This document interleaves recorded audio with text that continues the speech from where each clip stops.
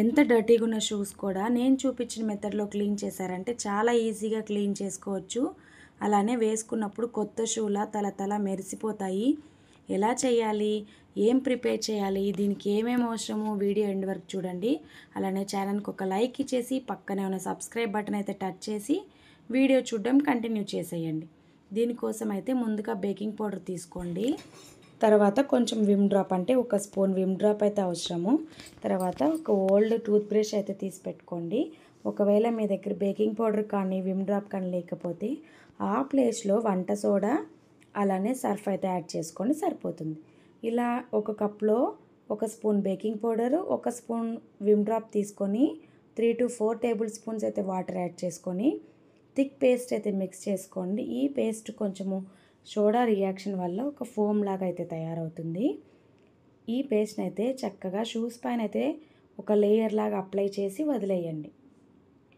ఈ ప్రాసెస్ చాలా ఈజీ. మనం సోప్ పెట్టి వాష్ చేయడం, బ్రష్ చేయడం ఇలాంటి రిస్క్ ఏం లేకుండా ఈజీగా అయితే అప్లై చేసేసి నీట్గా అయితే క్లీన్ చేసుకోవచ్చు. షూస్ కూడా చాలా తెల్లగా ఉంటాయి. మనం సోప్తో వాష్ చేస్తే కూడా ఇంత నీట్గా అయితే రావు. నేను ఇక్కడ చూపిస్తున్నట్టు బ్రష్తో చక్కగా స్క్రబ్ చేసుకుంటూ అయితే ఈ పేస్ట్ని 2 times అయితే అప్లై చేసుకోండి. ఒకవేళ డస్ట్ ఏమీ లేదనిపిస్తే ఒకసారి అప్లై చేస్తే సరిపోతుంది. ఇలా చేశాక చక్కగా వాటర్ 3 to 4 times అయితే చేంజ్ చేసుకుంటూ నీట్గా వెట్ క్లాత్ అయితే తుడిచి ఒక 1 hour పాటు అయితే ఎండకి పెట్టండి. ఒకవేళ మీకు టైం లేదంటే మీరు టిష్యూ పేపర్తో అయితే నీట్గా తుడిచేసి ఎక్కడ తడి లేకుండా అయితే వేసుకోనండి, సరిపోతుంది. ఇలా వాటర్ వైట్గా వచ్చేంత వరకు అయితే తుడచండి.